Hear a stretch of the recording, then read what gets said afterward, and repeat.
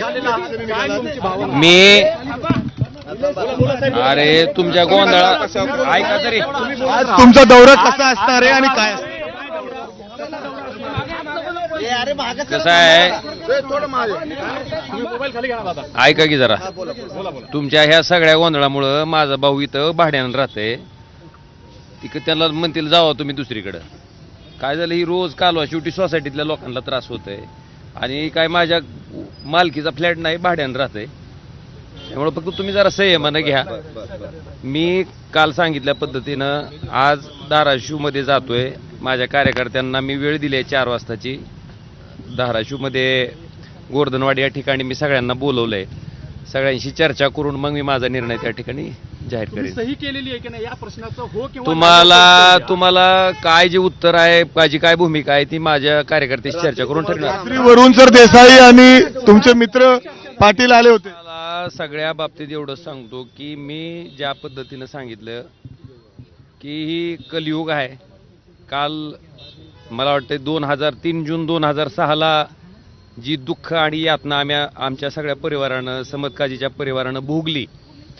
मला वाटतंय काल 20 वर्षाच्या नंतर तीच दुःख तीच यातना त्याच दिवशी कारण माझ्या वडिलांचं 3 जून 2006 रोजी अशा पद्धतीनं गोळ्या झाडून हत्या केली होती आणि काल त्या दिवशी शनिवार होता आणि दुर्दैवानं कालच्या निकालसुद्धा शनिवारीच होता मला ह्या गोष्टीचं दुःख वाटतंय की सन्माननीय कोर्ट म्हणतंय की हत्या करण्याचा उद्देश पण होता म्हणजे मोटिव्ह प्रूव्ह केला कोर्टानं सन्माननीय कोर्ट म्हणलं की राजकीय वैमनस्य होतं पण दुर्दैवानं मग मारलं कुणी ह्या सगळ्या गोष्टी सन्माननीय कोर्ट मान्य करते पण शेवटी न्यायिक प्रक्रियेमध्ये कोर्टाचा सन्मान प्रत्येकाला करावा लागतो त्यामुळं कोर्टाच्या निर्णयाचा सन्मान करून त्या निर्णयाच्या विरुद्ध हायकोर्टामध्ये मी जाणार आहे आणि अशा प्रसंगामध्ये वाईट ह्याच गोष्टीचं वाटलं की आयुष्यभर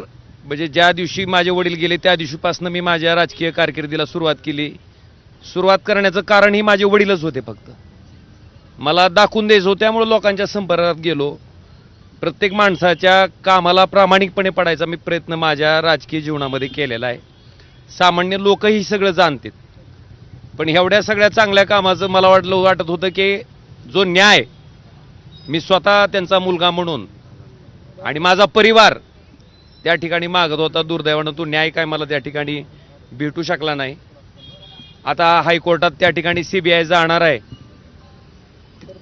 CBI हायकोर्टात गेल्याच्या नंतर त्या ठिकाणी ज्या कोर्टातल्या सगळ्या गोष्टी तपासातल्या समोर आल्यात खालच्या ट्रायल कोर्टामध्ये त्याच्या बाबतीत ह्या निर्णयाच्या विरुद्ध त्या ठिकाणी आम्ही दाद मागणार आहेत अपेक्षा इतकीच आहे की त्या तपासाचा CBIनं जो तपास केला त्या तपासाचा सगळा अँगल बघून त्या ठिकाणी हायकोर्टानं न्याय द्यावा काय फादर्स डेच्या दिवशी तुम्ही तुमचा निर्णय घेताय तर या सगळ्या योगायोगाकडे कसं पाहता एक लक्षात घ्या माझ्या आयुष्यात माझ्या राजकारणाची सुरुवात माझ्या राजकीय जीवनाची सुरुवात करण्यामागचं कारण ही माझ्या वडिलांची हत्या होती ती राजकीय होती आणि ह्या जन्मात तरी त्या माणसाचं राजकारण साध्य होऊ द्यायचं नाही त्यांना दाखवून द्यायचं की एका माणसाला मारल्यामुळं त्या ठिकाणी तुमचा राजकीय विरोधक संपत नसतो तितक्याच ताकदीनं राजकीय विरोधक तयार होत असतो ह्या एकमेव भावनेतनं मी त्या ठिकाणी राजकारणात आलोय आणि हे मी आज सांगतोय असं ना मी हे वारंवार सांगितलंय आणि मग त्याच्यासाठी सामान्य माणसाच्या संपर्कात आलो आज सामान्य माणसानं मला आज इथपर्यंत पोचवलंय त्याच्यामुळं निश्चितपणे त्या माणसाचा मला वाटतं पहिला अधिकार आहे तर त्यांच्याशी चर्चा करून मला जो काही राजकीय निर्णय ठरवायचा तो ठरवेल नागरिकांनी तुम्हाला निवडून दिलेला आहे त्यांच्या म्हणण्याचं म्हणजे काय मान राखाल जर ते तयार झाले तुम्ही एक लक्षात घ्या सामान्य माणसाला मी काय काम करतो माझ्या मतदारसंघातल्या बरीच जणांनी आता मी 4 दिवसापासून ऐकतोय माझा निर्णय जाहीर केला नाही पण माझ्या अख्ख्या कुटुंबाचा उद्धार काही लोक करतात ज्याचा काही संबंध नाही कारण ओमराजे ज्याच्या कामाला पडलाय ओमराजे ज्याच्यासाठी झटलाय ज्याला ओमराजे त्याच्या घरातला माणूस वाटतंय मला वाटतं ती माणूस तर त्याच्या घरातल्या माणसाला म्हणजे त्याच्या कुटुंबातल्या व्यक्तीचा अशा पद्धतीने उद्धार करेल मला वाटत नाही पण काही लोकांनी केला सहन केलं मी, तेही सहन केलं. पण मला एवढंच म्हणायचं की ह्या राजकीय प्रक्रियेमध्ये माझ्या कुटुंबानं नेमकं तुमचं काय वाटोळं केलंय? माझ्या कुटुंबातल्या कुठल्या व्यक्तीनं तुम्हाला त्रास दिलाय? बरं, माझ्या निस्त्या चर्चेनं जर मी 3 दिवसात इतका वाईट होत असेल तर खरंच इतका वाईट आहे का मी? बरं, रील स्टार म्हणून माझी ही नवनी करते आहेत. रील स्टार असलेल्या माणसाला लोक मतं टाकतात का? आणि एक एवढं सांगतो तुम्हाला साहेब, माझ्या वडिलांच्या केसचा निकाल होता. 16 तारीख ठरली होती, 16 तारखेची 20 तारीख आली. 20 वर्ष आम्ही त्या केससाठी झटतोय. मी आपल्याला एवढं सांगू इच्छितो की जो काही माझा राजकीय निर्णय आहे तो मी धाराशिवला जातोय, तिथं सगळ्याशी चर्चा करेन आणि माझा निर्णय जाहीर. फक्त माझी तुम्हाला एवढीच विनंती आहे की इथल्या सोसायटीतल्या लोकांना त्रास व्हायला नका तुम्ही. आज सगळी चर्चा करून झालं तर आज, नाहीतर उद्या.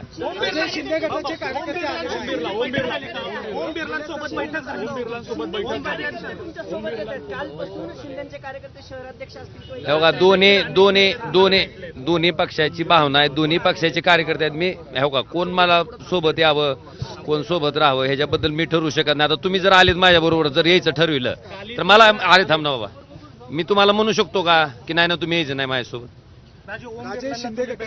मी तुम्हाला एकच प्रश्नाचं उत्तर देतो की माझी जी काय राजकीय भूमिका आहे ती मी आज चर्चा करून झाला आज, नाहीतर उद्या मी स्पष्ट करतो. मला दुःख एक लक्षात घ्या, सन्माननीय उद्धवजी, सन्माननीय आदित्यजी आणि बाळासाहेबांच्या कुटुंबानं बद्दल माझं कधीच एक शब्द अवाक्षर जाणार नाही, गेलेलं नाही. पण दुर्दैवानं माझी इंटरव्ह्यू छापले तुम्ही. ठीक आहे, मी बोललो असेल तर तुम्ही छापा, पण न बोलताच तुम्ही जर माझी इंटरव्ह्यू तशा पद्धतीनं छापणार असाल, मला वाटतं त्या गोष्टीचं मला प्रचंड दुःख आहे, वेदना आहेत. मी एक लक्षात घ्या, साधा विषय सांगतो मी. लोकसभा असेल, विधानसभा असेल, ह्या निवडणुकीमध्ये निश्चितपणे लोक पाठीशी राहिले. प्रचंड पैशाची ताकद, सगळी ताकद असताना सुद्धा. पण ज्या स्थानिक स्वराज्य संस्थेच्या निवडणुका झाल्या, तुमच्या माहितीसाठी माझ्या लोकसभा कार्यक्षेत्रामध्ये जेवढ्या पंचायत समिती आहेत, जेवढ्या नगरपालिका आहेत, त्या सगळ्या ठिकाणी अख्ख्या लोकसभेत एक सुद्धा पंचायत समिती माझी निवडून येऊ शकली नाही. एक सुद्धा नगरपालिका माझी निवडून येऊ शकली नाही. मग खरंच आम्ही इतके वाईट आहेत का? मी असेल, आमदार कैलास पाटील असतील, प्रवीण स्वामी असतील, सोपल साहेब असतील, आम्ही 24 तास लोकांसाठी देतो. तुम्ही लोकांना विचारा, मी म्हणतोय म्हणून माझ्या शब्दावर विश्वास ठेवू नका. आम्ही लोकांसाठी उपलब्ध आहेत का नाहीत? आम्ही त्यांच्यासाठी काम करतो का नाही? मग अशा परिस्थितीत मशाल ह्या चिन्हावर उभारलेल्या आमच्या लोकांना पराभवाचं तोंड का बघावं लागलं? आणि इतकं वाईट, माझा आज सोमनाथ गुरव नावाचा कार्यकर्ता धाराशिवमध्ये निवडणूक लढत होता, 3ऱ्या नंबरला जावं. 24 तास लोकांसाठी उपलब्ध असणारा कार्यकर्ता. मला त्याच प्रश्नाचा शोध घ्यायचा आहे. मला एक लक्षात घ्या, मी तुम्हाला एक सांगतो, पक्ष नेतृत्वाबद्दल कृपा करून तुम्ही मला म्हणू नका. शेवटी आमच्या कामावरच मतं टाकणार होतो ना तुम्ही, पण का आम्हाला फेटाळलं? का आमची हेटाळणी, आमच्या कार्यकर्त्याची हेटाळणी का झाली? आणि एक लक्षात घ्या, ही प्रश्न आहे माझ्या मनाला, त्या लाखो कार्यकर्त्याला प्रश्न आहे की बाबा आम्ही निष्ठावंत होतो, आम्ही तुमच्यासाठी उभारलो होतो, आम्ही काम. बरं, असं काही ड्रग डीलर आणून उभा केला नव्हता मी. माझा माणूस गुन्हेगारी पार्श्वभूमी असणारा नव्हता, लोकांसाठी काम करणारा होता, लोकांसाठी झटणारा. आणि ऐका, असं सगळं असताना आमच्या लोकांना पराभवाचं तोंड पाहावं लागलं, ही वस्तुस्थिती आहे. आणि म्हणून मला त्याच्याबद्दल काय म्हणायचं नाही, पण त्याचा शोध मला घ्यायचा आहे. आणि मी आज तुम्हाला एवढंच सांगतो की जो काही निर्णय घ्यायचा आहे मी आज चर्चा करून घेत. मी अरे माझा निर्णय तर होती, पुन्हा विचार मला.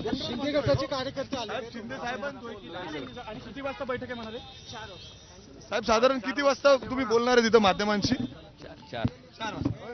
4 वाजता. तुम्हाला सिक्युरिटी वाढवली का साहेब? मला एक मिनिट, मला सिक्युरिटीची गरज नाही. मी तुम्हाला आज सांगतो, मी माणसातला माणूस आहे. सामान्य माणसानं माझं नेतृत्व घडवलंय, सामान्य माणसामधला माणूस आहे. आणि ऐका, मला बिलकुल चिंता नाही त्याची.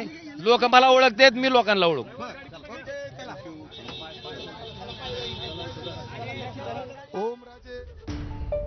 तर ओमराजे निंबाळकरांनी आज संताप व्यक्त केलेला आहे. ज्या प्रकारे बंडखोरीची बातमी येताच ओमराजे निंबाळकरांवर टीकेची झोड उठली आहे. सोशल मीडियावर त्यांना ट्रोल केलं जात आहे, त्यावरून ओमराजे निंबाळकरांनी आता संताप व्यक्त केलाय. ठाकरे कुटुंबावर मी कधीही बोलणार नाही असं ओमराजे निंबाळकरांनी म्हटलेलं आहे.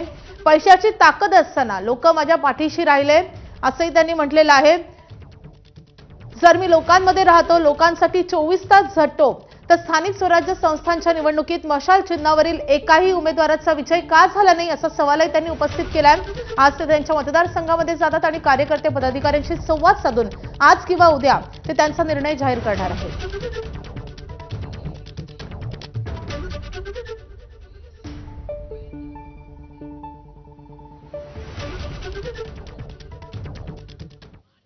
तर ठाकरे गटाच्या 2 आमदारांनी रात्री उशिरा ओमराजे निंबाळकरांची भेट घेतली आहे. वरुण सरदेसाई आणि कैलास पाटील यांनी ओमराजेंची भेट घेतली आहे. पुण्यातल्या निवासस्थानी मध्यरात्री 1 वाजता ही भेट झाली आहे. मध्यरात्री ओमराजेंसोबत सुमारे 1 तास चर्चा झाल्याचं समजतंय. मित्र म्हणून विचारपूस करायला भेटलो अशी माहिती आता दोन्ही आमदारांनी दिली आहे.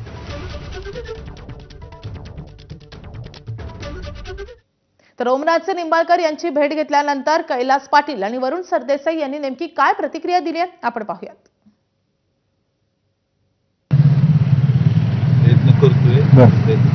बर, पण काय चर्चा? आज मोठा झटका खरं तर त्यांना कोर्टाने दिलाय असं देखील म्हणलं जाते आणि एका वेगळ्या इमोशनल टेन्शन मध्ये सुद्धा आहेत आणि तुम्ही येणं तो पण विषय आहे. 20 वर्ष त्या गोष्टीवर संघर्ष केला, हो. त्यांना न्याय मिळालेला हो. विषय आहे. मुलांना जो काही निरोप होता त्यांच्या परिवाराची विचार करायला म्हणून पक्षाच्या वतीने मी पक्षाचा सचिव आहे. आमचे आमदार कैलास पाटील आणि घेतलेली आहे. आमची काही वेगवेगळ्या विषयांवर चर्चा झालेली आहे. सगळ्या गोष्टी त्या माध्यमातून बोलण्याची त्यांनी पहिली निवडणूक ठरली तेव्हा ते आमदार शिवसेने करतात मी वेळा खासदार होतो त्या विषयाकरता जास्त असं त्याचा निकाल आणि तो निकाल लागण्यानंतर आमचा संपूर्ण परिवार त्याला धक्का लागला. या सगळ्या संदर्भात चर्चा करायला आणि आमदार कैलास चर्चा समोर करायची असते निवडत भेटतो. दरम्यान वडील पवनराजे निंबाळकर हत्याकांडाच्या निकालानंतर ओमराजे निंबाळकरांनी सोशल मीडियावर एक भावनिक व्हिडिओ शेअर केला आहे.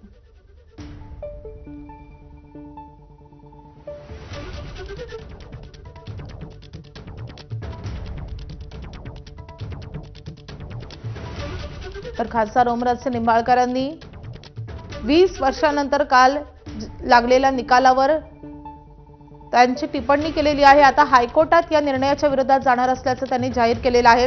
मात्र त्या दरम्यान ओमराजे निंबाळकरांनी हा भावनिक व्हिडिओ शेअर केलाय. वडिलांच्या हत्येनंतरच मी राजकारणात आलो.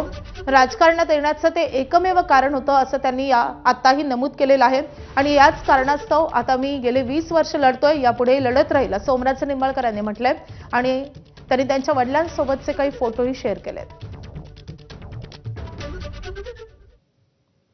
तर ओमराजे निंबाळकर आज कार्यकर्त्यांशी चर्चा करून राजकीय भूमिका जाहीर करणार आहेत.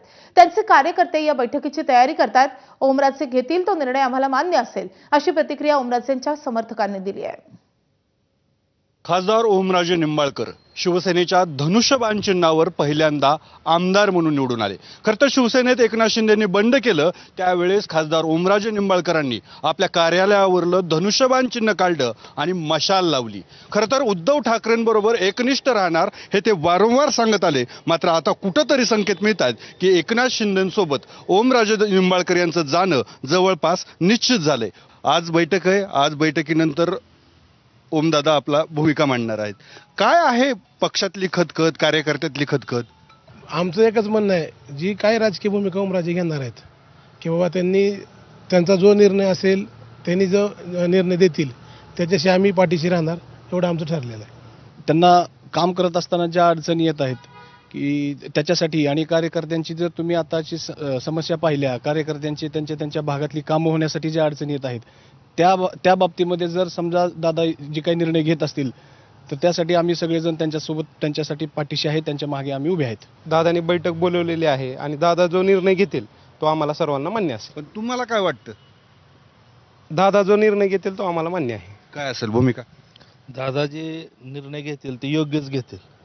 दादाजी सांगतील त्या पद्धतीने आम्ही काम करू. दादाच कुठल्याही पक्ष किंवा संघटनेमध्ये आपण जेव्हा काम करत असतो तेव्हा त्या पक्षाशी किंवा संघटनेशी आपल्या भावना जोडल्या जातात. निश्चितच म्हणजे मनातून हे होत आहे, पण कसं आहे, आपल्या नेत्याच्या पाठीमागं आपण जर अडचणीच्या काळात उभं राहायचं नाही तर मग केव्हा उभं राहायचं. म्हणून दादा जो निर्णय घेतील तो आम्हाला मान्य असेल. 4 वाजताच्या बैठकीत काय चर्चा होते, काय खल होतो आणि त्यानंतर ओमराजेंची भूमिका काय पुढे येते हे पाहावं लागेल. अप्पासाहेब शेळके, एबीपी माझा, धाराशिव.